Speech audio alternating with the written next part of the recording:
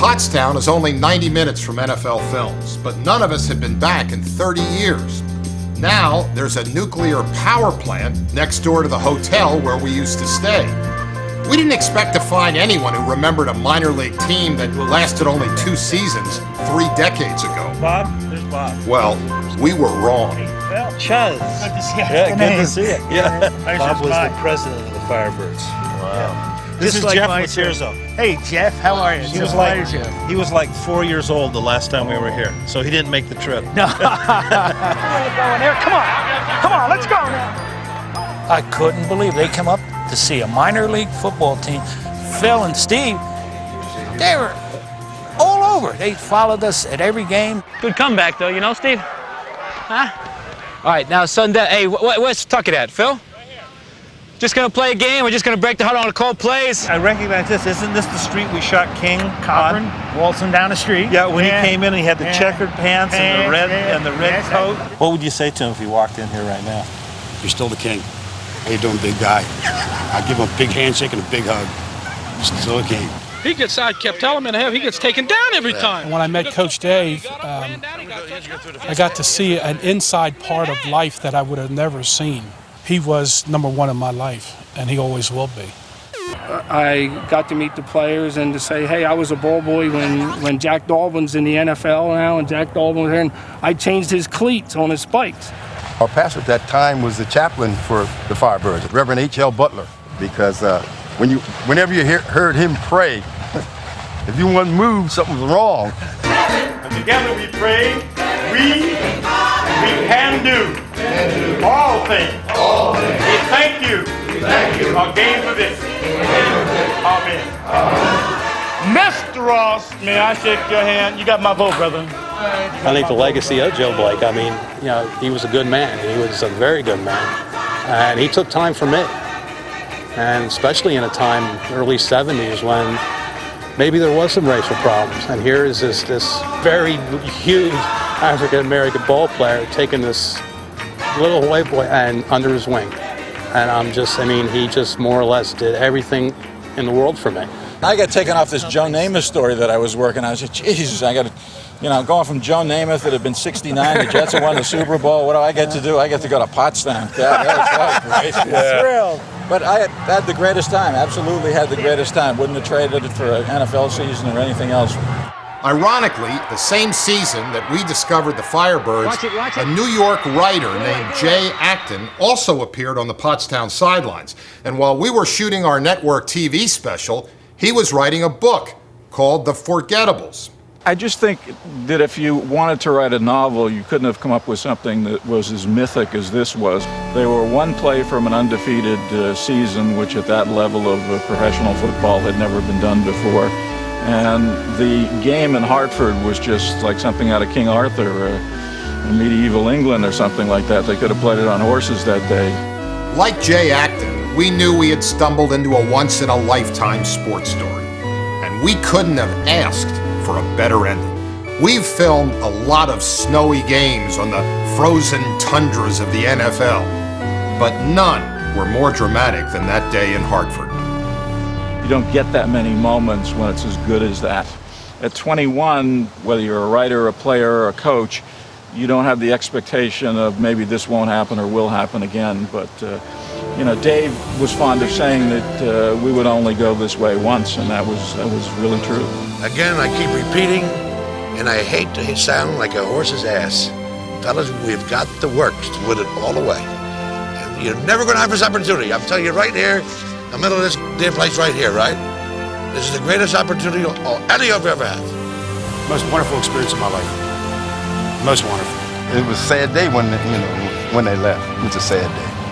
People always ask how they felt when they left. Well, they never did leave. The Firebirds never left because the stories are here. And my son has heard the stories, and no doubt someday he'll tell his son the stories. 100 years from now, the Firebirds will still be here. Look at that son of a... Hurt me nuts, damn it, let's go! When we first wired Dave DeFilippo for sound, I told him this is the same microphone that we used on Vince Lombardi. Well, Dave did everything possible to emulate his idol, including talking with his hands. Go over with Milton just a little bit, you know. If we go, we'll go for the field goal. You'll get them up front real tough, right? And stick it, be sure they cover. The toot was there. Tommy, you will run offense. But Dave did differ from Vince in one way. He never wore socks or underwear. It was a waste of time for Dave because, you know, it took time to put underwear and socks on. He never wore socks. And it was quite a fad because I picked it up myself, you know. I did. Dave let us shoot everything that season. He was like an actor playing the part of a minor league football coach. And I bench shrimp for $1 a piece. As of this moment, we have 3 or 4 from this that are real surprises. They're probably better than most National League drafts, like Ron Holiday and Jack Dalbin. Did you say that, Ron? But I mean, the guy we almost overlooked 30 years ago was Ron Waller. This quiet, dapper coach seemed out of place in Pottstown and actually overqualified for the job. Big man for you anytime he needs. You got to out to him or a hitch. Right, Safe stuff. that's good, that's good. He had been a star running back with the Los Angeles Rams, and after the Firebirds, he went on to become head coach of the San Diego Chargers. Today, Waller owns a string of standard-bred trotting horses in Seaford, Delaware. After slighting him in the original film, we weren't sure how Waller would react to us 30 years later. Well, that didn't matter because what you folks did and did a great job of putting that production on, I thought was wonderful. And as far as me being in the background, I didn't mind because we were being successful on the field. And, you know, eventually I got a contract in the National Football League and went on to coach with the Chargers. He got it! Jimmy had it. Dave never ever bothered me. I just ran the ball club and he never said anything about it. Your post curl was there. Post Carl was there. All he wanted to do was win. Lion wing, 28 toss, crack. Crack. Dave really was the master motivator, but Ron really did all the technical stuff of coaching, and he was absolutely brilliant at it. Strong left, see? Formation strong left. I was very unprepared for sort of this level of sophistication in Pottstown, Pennsylvania. Yeah, well, this team is predominantly man for man, as you know. You see zone on occasion. We go into our trips, ram or what have you. Got it? Our football is damn entertaining football. I get my kicks this way, pal. And I think a lot of other people can too, you know, by watching this. In all due respect, he was what he was, a good promoter, a good hustler. And in all due respect, he wasn't really a good football coach. We really didn't care who came up with the game plan. We knew one thing. Coach Dave was a filmmaker's dream. We missed his locker room tirade after King Corcoran's interception cost him an undefeated season. So Dave agreed to restage it 6 months later for the benefit of our cameras. Tired of damn stuff, I'll tell you. Oh, I fumbled up again. Holy shit. And we filmed it in the downstairs bathroom at NFL Films. Comes out so easily. Sorry, Lord. Team president Bob Calvario came in to help Dave get back in the mood. And what he saw that day would do a Hollywood method actor proud.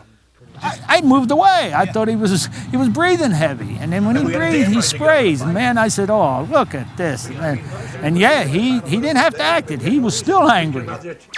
This is coaching, Bob. This is coaching. X's and O's, you buy a million idiots for that shit. And you know, you come this way all these years. Bob, I've been through it, and just to win this one. It was the most important game in the world to me. It was a Super Bowl twice to me, and to them, and to a lot of kids out there. It definitely broke his heart because he was looking for that undefeated season, and he would have had it, definitely. Because you know his aspiration was to move on to the NFL. Everyone has that aspiration. Concerning my going up to the NFL. It's important and not being here. I have the same satisfaction. I would like to prove by going to the National League that you can do the same principles that are involved, and I think I could be successful up there. I really feel that way. Not to discredit Dave at all. He was a wonderful man, and I just don't think he was an NFL caliber coach. you know, there are many people who could look at a Dave and say that he was a failure, that he didn't make the big time, et cetera, et cetera. I don't feel that way. I feel that Dave taught a lot of people, his players, myself, lots of things, lots of life lessons. And in the end, maybe that's more important than just having a job in the National Football League. To me, Dave DeFilippo did something better than make it to the NFL. He made a lasting impression on everyone he ever met. Dave died suddenly of a heart attack in 1983. In the original film, we had big plans for defensive tackle Bill Stetz. If there had been a bouncer at Woodstock, he would have looked like Bill Stetz. He was a classic 70s hippie who lived in a commune outside Pottstown, and he made silver jewelry. At the same time, though, Stetz was an absolute warrior on the field. He was drafted by the New Orleans Saints, and he played 1 season with the Eagles. But his role in the film was wiped out by the scene-stealing antics of Coach Dave, Joe Blake, and the King. This is the stuff we should have used. Roll 3, Bill Stetz. Beauty. I started playing, and they hit just as hard as some of those guys in the NFL do. It really surprised me. There's a lot of good ball players there that, for various reasons, aren't in the NFL. They're just so peaceful out here. It just sets your mind at ease. It's the nicest place I've ever lived, really. I'd like to think that I'm pretty peaceful. Are you against violence as such? As such, but not in a game or a sport or in football. I mean, it's a different thing. I have a different interpretation, you know, of violence in football. It's on a different level than violence in war or violence in streets and so forth. I don't do it strictly just for the pleasure of hurting someone. I do it just to unwind. Football is in a form of a way that a lot of people unwind and relieve their tensions and pressures. It's hard to find a team that'll put up with anyone who tries to express himself in this way anyway. They try to shape you into their little pattern they have established in their own minds, and it was kind of hard for any ball player to have any individuality when he came from college. Right away, if you didn't have a crew cut, if your hair wasn't down to your scalp, and you didn't wear the clothes that they expected you to wear, right away you started off on the wrong foot and put yourself in jeopardy of getting cut or displeasing one of the coaches who can cut you, and it's kind of rough. DeFilippo, well, he said I don't give him any trouble, I'm not a troublemaker, and I'm always at practices and everything else. He says he doesn't care if I grow my hair down to my shoulders as long as I can play football. Billy Stetz. Billy, I don't know where to kiss your player, but anyway. We found Bill Stetz 30 years later, living in a cypress forest near Ocala, Florida. He's still working with his hands, although it's more painful now. My hands have gotten really bad from osteoarthritis, so I can't work long periods of time, so I started carving. It was something to do because I'm not used to just sitting around doing nothing. It's just a hobby. I just pick it up when I can. I may work 15, 20 minutes some days, an hour the next, and put it down and pick it up. If nothing else, football teaches you how to live with pain, because people used to tell me when I was a kid playing football, oh, you're going to be sorry when you get older, you're going to be crippled for life. No, you don't believe them when you're a kid, nothing hurts you. But when I turned about 40, things started turning around on me, and I noticed that it was some of these things were permanent. And then when I had my hips replaced, it was a sure thing. So I guess I'm used to pain, because when I went in to have my hips looked at, there was no cartilage left in them. It was no cure-all. It still hurts. Yeah, my only regret is that I can't play anymore. I wish I could have played more. Get the jump on him now, man! What goes through my mind now is, geez, they're more understanding now. They let anybody play. More ball players that are playing in the NFL now that are in armed robberies and all kinds of other crap going on, and you go, what was so bad about us? Why couldn't I play with long hair? Why couldn't Joe Blake play? He could have gone to drug counseling. I'm still like in a daze, man. Stets, where's your mind? Where's my what? Where's your mind? My mind? I'm sitting here talking to you, man. You're way off someplace, I'm listening. I'm just letting you rap to yourself. That's all. I'm trying to get myself together, man. I'm just not ready. I'm gonna tell you, I'm not ready, man. Something's wrong with me tonight. I don't want to interrupt your train of thought. Hey, Dave, that little ref, don't ever get him again. It's the second You'll time. never find two more contrasting teammates than King Corcoran and Bill Stets. Mother's. He was a good ball player. He was. But I think he was also a very selfish ball player. Damn, he's sending the wrong plays. That's Bush League shit. I don't think any ball player can respect a person who thinks he can take liberties, that they can't take. This is King Corcoran calling long distance. He had a lot of potential. He had a great arm. If he was a different person, he probably would have been, we wouldn't have seen him. He'd have been in the NFL the rest of his career. But his personality was his biggest, he was his own worst enemy. The King is taking advantage of this league. That's what I think. One of my most vivid memories from that championship game in Hartford is number 26, a tough little running back named John Land. On a day when most players had trouble just standing up, John seemed to glide through that snowy landscape.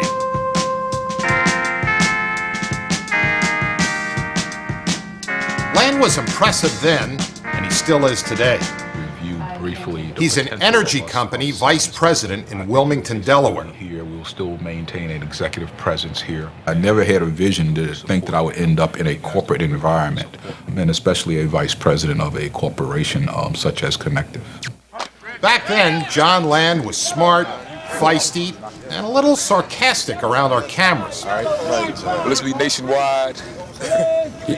What about a shaving commercial after this, fellas?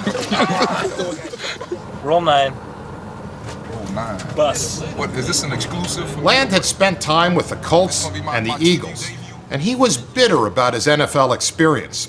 In this scene, a last-minute cut from the original film, Land speaks for all minor leaguers. We're talking about Shula.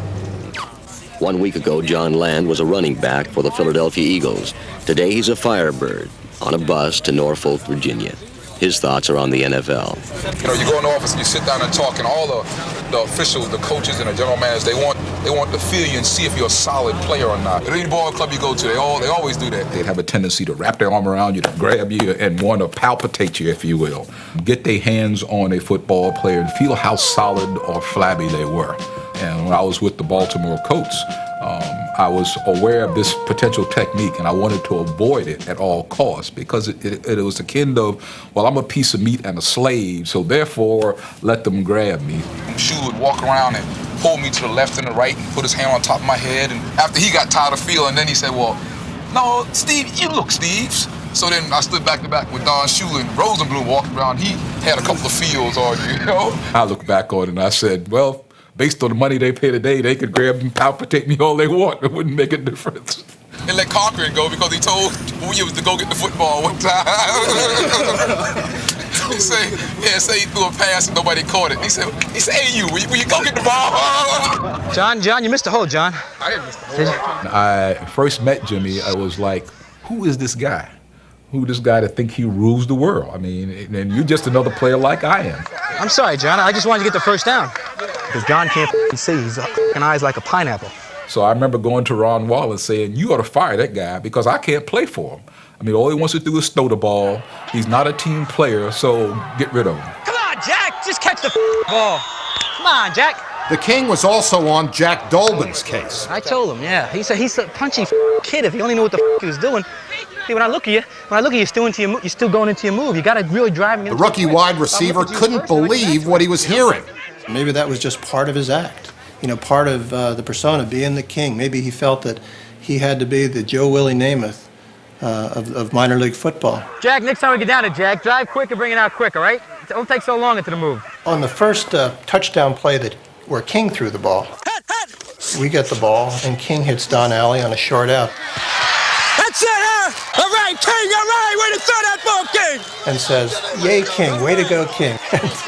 I'm thinking, yeah, that's the King. The King of Yeah, don't worry about it, you hear? Don't worry. Hey, don't worry, that's the simplest thing in the world. I threw a hard ball. I really drilled that damn thing. Well, we did love him. I think we still do. There you go, King, you beautiful mother, you. It's kind of like we can talk about him ourselves, but don't let anybody else talk about him. He may be a but he's our. That's right. We're going to take it, Jack. We're going to take everything they give us all day. Tracking down Jack Dolbin wasn't difficult. He's a chiropractor in Pottsville, Pennsylvania, which is 50 miles up the road from Pottstown. After Pottstown, he played for the Schuylkill County Coal Crackers. Then he played for the WFL Chicago Fire, and finally, he made it to the NFL with the Denver Broncos. I made the Denver Bronco team, and then actually not only made the team, but ended up starting for 67 consecutive games. It was more than a dream come true. It was almost a miracle come true. But the culmination of all that, humanly speaking, I guess, it was the Super Bowl. But even playing in Super Bowl 12 didn't measure up to Pottstown. Heart and character is what's missing in the game today, and that's what we had in Pottstown. The Pottstown Firebirds were a remarkable group of misfits.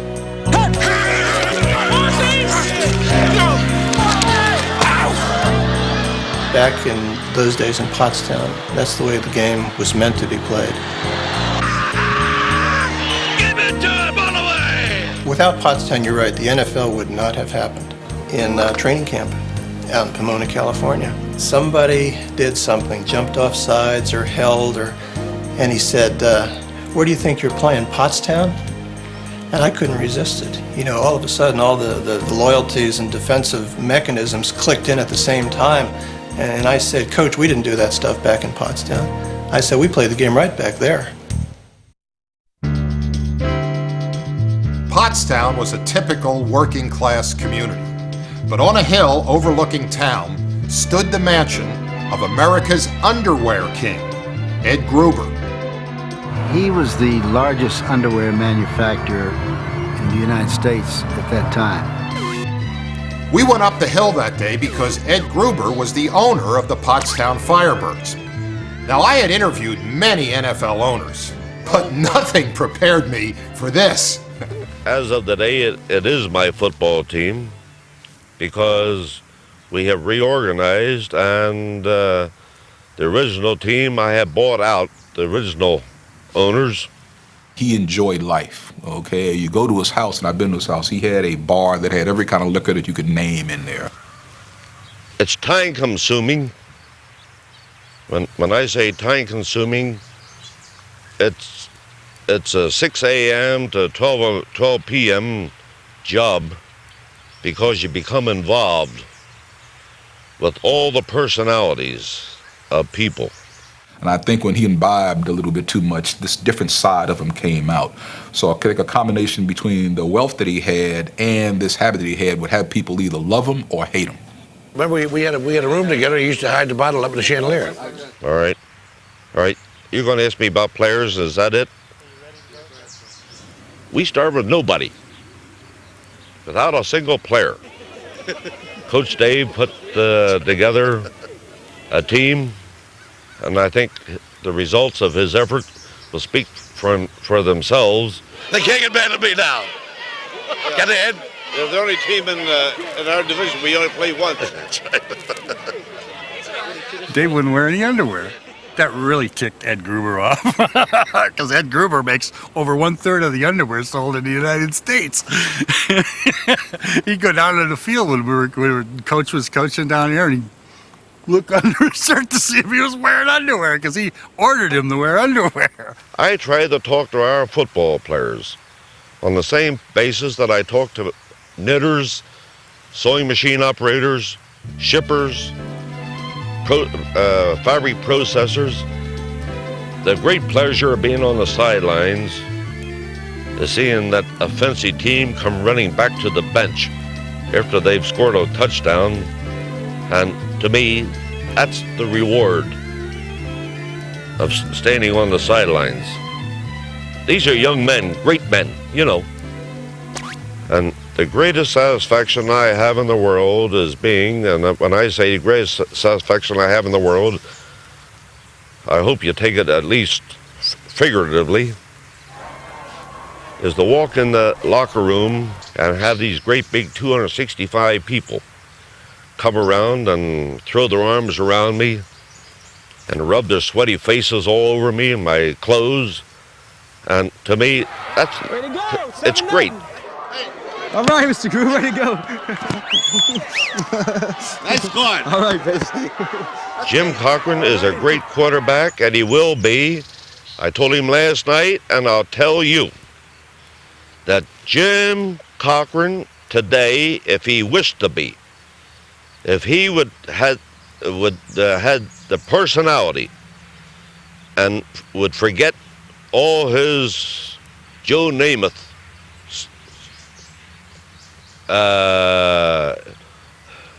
ideals, if he would forget them, he's young enough, he has 6 or 7 years to go, that he can still be one of the 5 or 6 best quarterbacks in pro football today.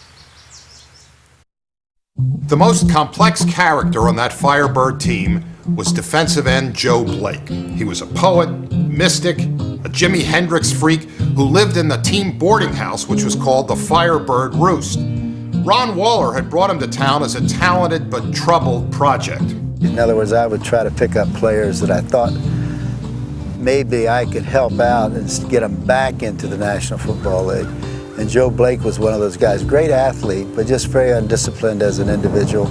But come game time, he played. Now, I don't know what he was using or what he was taking or whatever, but He was quick as a cat. He didn't look like a football player. He looked kind of fat and chunky, but man, when that ball snapped, he was like a frog. You know, he leaping over linemen and grabbing the quarterback by himself, and he was like a Superman. He really was good. We're gonna win because you got a bigger wheel, that's why!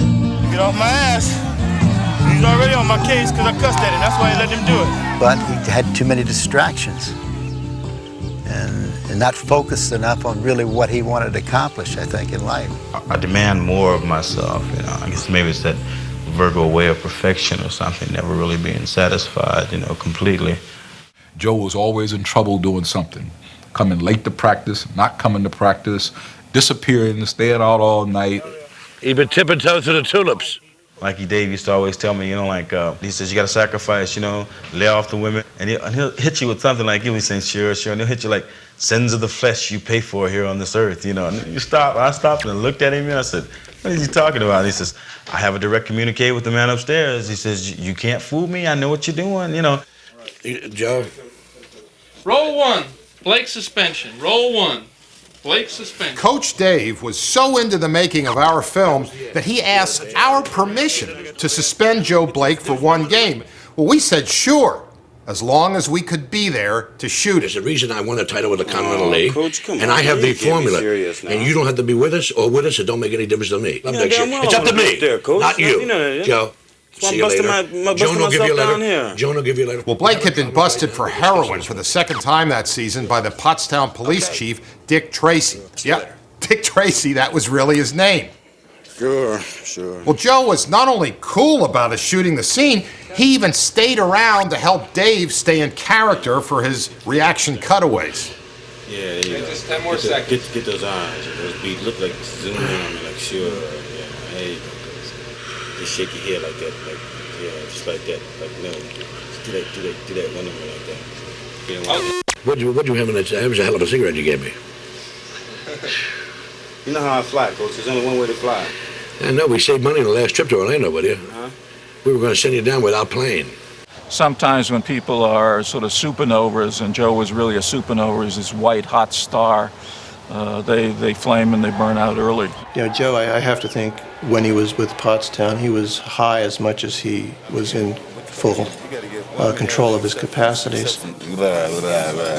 I wouldn't be surprised. I mean, the way he was going, he was definitely showing signs of mental instability there, you know. I think he was taking drugs all the time. Even when he was up in the Canadian League, he came down and borrowed money a couple times, and I hated to loan money to him because I knew what he was going to use the money on. He was just addicted to drugs, and there was no way that he could get gotten off of it. I know he came for a tryout camp at the World Football League in Philadelphia when I was coaching there, I think it was '74, and he was decimated looking, and it just... He was talking kind of crazy, you know. He was talking about going out to the desert and seeing 30-foot tarantulas, and you know the way Joe talks real fast, and he just keeps going and like... Quicksilver, look out. Hey now, you gotta get one more, make it even. Yes, sir. Yes, sir. He was in bad shape. I mean, he looked like the typical homeless person that you would see. They never did give him a tryout because they were a little afraid of where he was coming from and his problems that he... Right then and that. I heard after that he disappeared, so... I only know through hearsay that he's been dead for quite some time. Now, that's hearsay. What I heard after that is that he passed away in the Norristown State Hospital, and that's a hospital where the insane go. Well, here we are at the Norristown State Mental Hospital, which is behind me right here, and we were hoping we could come down here to film and trying to find Joe Blake. And of course, we learned real quickly that they're not allowing any cameras inside, and they just don't want any filming in there or even want to discuss it because of confidentiality laws. So it's kind of like having a little rumor maybe where he was, but now running into another roadblock of trying to run it down. And it's just curious now what really did happen to Joe, or where is he, or how is he doing if he's still alive. And I would often ask people, where's Joe Blake? I want to go see him. And to feel like he died right in my own backyard, not thinking he had a friend, it really saddens me. I hope the story's not true. He gave so much to end up with nothing. My impression of Joe Blake on the whole is that he just had found no peace within himself for some reason or another. And I hope he's found it wherever he is. Like my man Hendrix used to say, you know, I dug him a lot in his little quaint ways. He would come up to say things, and he says, I am what I am, thank God. You know, some people just don't understand. And that's the way it is with pro football players. We have to be this way, and we are what we are. Thank God, some people just don't understand. After 6 months of research, we had a film, but we didn't have a king. James P. Corcoran had simply disappeared. We even put a private detective on the case, but the best he could do was find the king's son, Jimmy Jr., who was a real estate salesman in Florida. This is his 1974 Philadelphia Bell game jersey. I got this for Christmas, 1975, and I've kept it ever since. I'm going to frame it one day. This is 1974, his first game against the Portland Storm. And he sucked it in his cheeks because my mother said he had a rounded look to his face and he felt like it'd give him a better jawline. When I picture him in my head, that's what he is. He's 32 years old with his Bell white jersey on, throwing the pads with the long hair, and that's how I remember him. I was 10 years old. I was in the locker room. I worked in the equipment room. I used to help him get his uniform ready, and it just brings back good memories. All right, King, all right, way to throw that ball, King! All right, King, all right, way to throw that ball, King, baby! Doing it tonight, Feeling it tonight. Oh yeah, he's running. He takes about a 3-yard step. He falls down. Nail the king, kill the queen. Screw you guys. You ain't killing nobody. We gave you two, guys. We gave you two. This game's not over yet. Come on. Oh, you runners. I'll kill the bastards. Well, I remember going to the game with my mother, and I had a number 9 jersey on. It was a Corcoran jersey, that little green imitation of his Pottstown Firebird jersey. And we're at the game, and people are screaming, kill the queen, poke his eyes out. They're booing the king already, right? I'm getting abused already. And my mother told me real quietly, Jimmy, zip up your jacket. I don't want them to see the number 9 because they're going to throw beer on us. Yeah, I was a little kid, and the neighbors would come over. Show them your 7-step drop back. All right, you better catch this now. Let's go. Give me a huddle again. Come on. Okay, call an audible. Do a 3-step drop back, quick slant. As soon as the ball snap, go get him, Jim. It was never fun. I just never had a good time doing it. You just go get somebody. Go in and get the guy with the ball, all right? It's like he hid behind the king character. I mean, he'd go to a restaurant with him. He didn't know how to order. My mother would order. He'd be pointing at the food.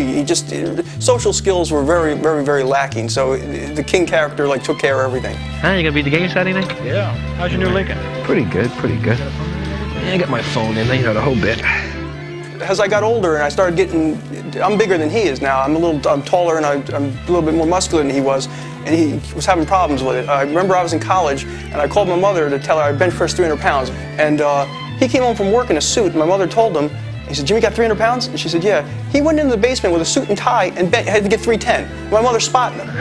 All right, listen, I got to get going. I got to get going to practice. Put them all in one pile, send me the bill, okay? Good enough. I'm not sure what Jimmy's doing now. The last time I saw Jimmy, he was riding a polo in a polo match, and he had a string of horses down in the Washington area, right down by the Capitol.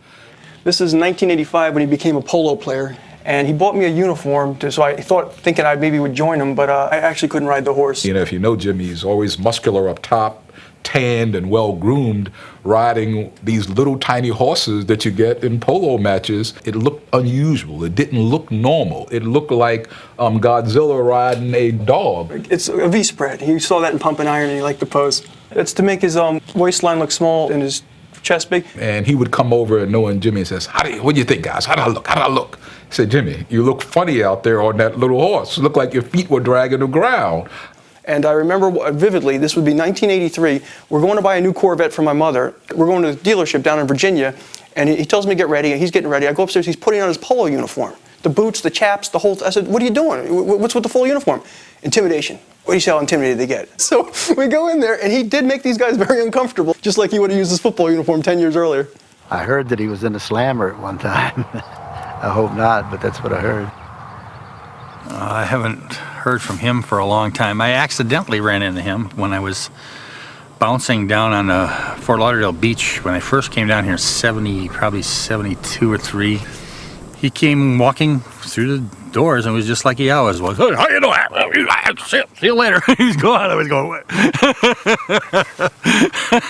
he didn't waste much time, you know. By chance, on my 30th birthday, I was in a mall in Washington, D.C., and my mother went to buy me a suit for my birthday, and it's the weirdest thing. I'm in the mall, and I hear his walk. He's got that Ice Pick Slim shuffle that he does, that kind of Huggy Bear type of pimp walk he does, and I'm looking around, and I hear his walk. I see him. He's walking behind me. It's the first time I've seen him in 10 years, and he looked like a WCW wrestler. Bell bottoms, long hair, he had a vest on, QT all over his face, orange smudged all over. I mean, he looked like a character. And I started talking to him for a while, and he's telling me Bruce Willis stories. He's going to make a movie with Bruce Willis. He gave me an 800 number, and I called the 800 number one time, and it just was an answer machine, and I just never called the number again, so I don't know whatever happened to him. Eddie Pine told me that he wasn't king anymore, he was chief, that he was now an Indian, and that he was down in Maryland somewhere selling Indian jewelry or artifacts or real estate, but that he had the long hair and the earring, and it was no longer the king, now he was the chief. You know, and somehow he became, instead of the poor boy from Jersey City, now he was some Cherokee manifestation, a reincarnation maybe of Crazy Horse. We asked everyone, where's the king? We were running out of time to finish our film, and we still didn't have a clue. Message 1. Tuck, it's Ed Pine. How you doing? I just got a call back from my buddy in Baltimore. It's official. The king's on the lam, and no forwarding. And he owes the landlord 5 months' rent, and he's looking for him. So he's officially on the lam, and nobody's able to find him. End of message. Just when we were about to give up our search, the king miraculously appeared. He called us right out of the blue. And when we showed up with a crew in Baltimore's Inner Harbor, there he was, in all of his glory. So what'd I do, say hello to somebody or what? Hey, guys. He had heard we were looking for him, right? And the king could never resist a camera. I have a tendency to date some kind of wild women, which I enjoy. I mean, we all got that wild side, right? None of them over 24, 25. That's terrible to say on TV, isn't it? Yeah, they're kind of young. Once they hit 28, 29, and you're only as young as the girl you feel. That's King's. Yeah, right. I like that. I like that. That's King's philosophy on women. Yeah, say that again, honey, please. You're only as young as the girl you feel. You hear that? Oh, she's a girl. I love it. I got to use it. This is kind of funny because the last time I was in the car, I was in a Lincoln. Remember I was talking about, those long-haired hippie guys, you know what I mean? They're talking about what a crummy country is, a great country. These guys said, oh, you're a capitalist, you're a capitalist. I says, hey, last night I got double teamed by 2 broads. What happened? You guys were in jail last night. I love the war. I hope they keep it on because it keeps the economy going and it makes more money for King Corcoran. I mean, look at me, man. I got longer hair than those guys now. Actually, I went out to California for a while. Do you know I tried to be an actor for a while? Yeah, I tried that, but I couldn't take all the fags out there. No reflection, I don't like homosexuals, but I mean, out there at that time was kind of crazy, and they were making me kind of nuts. And King, when the lights weren't on, was the nicest guy. And the most personable guy, just a friendly guy. There were times where he could be very empathetic and very soft and very kind. Well, now this is a big game, girls. We gotta score a touchdown. Now let's go. We gotta beat these kids. All right, set. All right, here we are, Patty. All right. Yeah, the beach. Man, I was a lifeguard living on the beach. They all had great boobs. I was just running on the beach. I was getting the boobs would bounce, and you had great ass shots. All you guys, I noticed the shots. All you saw was great looking glutes and the boobs bouncing around. I said, who the hell cameraman you got? But you guys, it was funny because guys loved it. That was a good shot. That was a funny shot in the beach. And then the other time, though, if there's a crowd there, he had to put on the dog. He was like a neon sign, and want everybody to see where he was. He was a split personality, a true schizophrenic. It's the stories. It's just crazy stories, and it's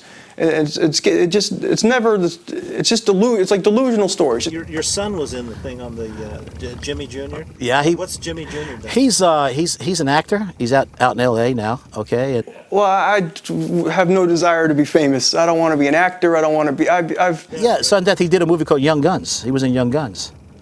He was one of the cowboys in Young Guns. I don't know if you knew that or not. You know, the first strip guys. What was that first group of the guys who were the strippers, the male strippers, Chippendale. The Chippendales. He was actually a Chippendale for about 6 months.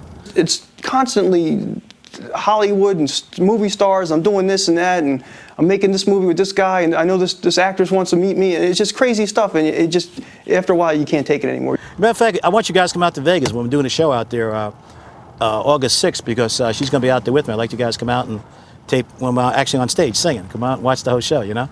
It's too crazy. It's too wacky. I wouldn't want him in my life now. He's just too crazy to be around. I mean, like, I wish him well, and I hope everything goes well for him, but I can't take any more Bruce Willis stories. It's too much. Don't try to call me or say that you care. Don't try to listen, 'cause I won't be there. This is life, man. This is quality of life. This is what it's all about. This is what being a king is. You know what I'm trying to say? This is why I do what I do, look like I look, and act like I act. His narcissism was pretty apparent. 112. Hope we get the ball again. These pricks would give him 2 touchdowns and they ain't worth a shit. Him being in the team structure brought him back to a point of reality. Good playing, Holiday. You're catching the ball. Good job, you guys. It's like Green Bay. Hell of a job in there. They can't cover sprint outs. I love playing with that team. I had a great time. Is it because they played with their heart? Play with their heart. The guys were fun. We laughed. We just had a good time. They never took it real serious. It's like Pakistan with 300,000 people. You know, they lost 300,000 people. He'd have to drop a lot of defense mechanisms in order to fit in and be one of us. And so I think that helped him with some of the demons that he was dealing with and trying to figure out who he was and why he had these voids. With me, it was always my attitude. I always thought I had a pro arm. I always did have a pro arm, but they thought I was kind of wacky in the head. They thought I was kind of crazy. But on a football field, I was there. You follow me? And it's I enjoyed playing. I was a superstar in the minor leagues. We should have had 50 points. Scored should have been 50-7 or 50-14. You name it, we had them there. We just had a real cast of characters, and we kind of all matched together. For some insane reason, we had an insane coach. We had Dave DiFilippo. I love Dave. He used to fall asleep at practice, and I loved his stories. He used to always spit on me when he talked to me. King, I want to talk to you, you know? That situation, they're dropping off you unmercifully. Right. You read me, don't you? Right. And I'd have my face mask. I have to put a towel. By the time I got done, I have to wipe my face off. And I don't think King can exist without being the king at some level. He has to be the center. I do girls, but I don't do drugs, booze, and I don't do cigarettes. You know what I'm trying? Hey, look who's here. Christy. Hiya, baby. Maybe, in truth, he just had this terrible inferiority complex that he had to overcome. You got to do all this within yourself, and you got to find and be happy. And if you're always depending on other people or other things to do it, it'll let you down. Like, oh, Christy. Beautiful women, okay? Beautiful women. One king. And good clothes and good friends. And good friends. You used to get a sense there were a lot of voids inside of him, a lot of things that need to be filled up. Girls, smile for the camera, okay? These girls are perfect 10s. You guys have been around a long time, right? You meeting more beautiful girls than this? King is losing his tan. Winter time's here. I don't know that he'll ever grow out of it. I don't know that it's even a growth process. I think it's more of a psychosis. He's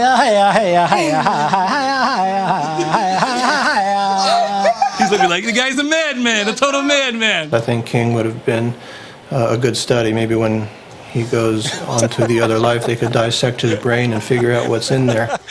Great. How you doing, Ron? Hello, good to see you. You look great. I watch you all the time on television. You must be up late at night, huh? Every day. In the spring of 2000, NFL Films joined with the Firebirds for their 30-year reunion. Most of the team was there, with one notable exception. By the way, has anybody found where the king is? I didn't go to my high school reunion. I didn't go to the minor league Hall of Fame reunion. I don't do those kind of things. That's like going backwards. The king always goes forwards. I would love to see the guys, but to me, it was kind of negative a little bit. I don't know. That was then. This is now. That makes sense. That was then. This is now. Edward. Herbie. Oh, jeez. Steve, with all black hair. He was a nice looking guy then. He was a hell of shit. King told me his philosophy on women at 14, and I was like, okay. Yeah. 19? You really 19? I swear to God. I swear. I thought you were like 12 years old. You're not 19. Yes. What are you going to be doing here? I'm going to be singing. Singing. How you doing? Do you know where the king is? You know, we've been looking for him. Could you even guess? This is a custom-made tux. I got to make sure it fits me perfect right. I want the cuffs to lay perfectly on my boots. It's just instead of getting dressed for a football game, I'm getting dressed for stage. I got to be looking good, man. I'm gonna get there someday. I'm gonna make it my way. Truthfully, I thought, after the first reunion that I might never see some of you guys again, and it chokes me, but... Yeah, King, you're ready. Game time. Are you nervous? Nah, you crazy? King never gets nervous. That's for mere mortals. See you later, guys. It's true. It's like Dave DeFilippo said, we only go this way once. Giselle, you have an accent. Yes. South Africa. South Africa, yes. It's a king, man. I kind of pick up things like that, You definitely got the stamp of the king's approval. Is that the word to say? The stamp of the king's approval. I don't know how many people get a chance to play on a championship team. I don't care if it's in grade school, high school, pros, I don't care what it is. But when you play on a championship team, there's a certain feeling you get. Those old teen girls getting ready for their show in their bikinis. Whoa. And I found it with the Firebirds. The reason we won wasn't because we were all great heroes and great athletes, is because we loved one another. It's the truth. Anyway, I still love you guys. At the beautiful MGM Grand Bar, MGM Casino and Hotel in Las Vegas, Nevada. We have a very special treat tonight. A good friend of ours has been a part of the American Woman of the Year pageant. And ladies and gentlemen, Kate Corbett and two very good friends.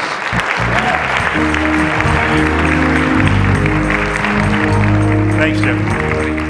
Appreciate it, Jim. I'm gonna make it someday. I'm gonna make it someday. I'm gonna get there. And I can. Gonna get me something going. Gonna make a great big show. And I am gonna get there if I can.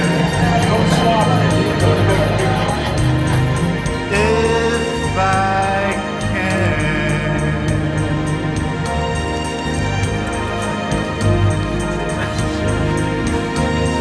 Girls.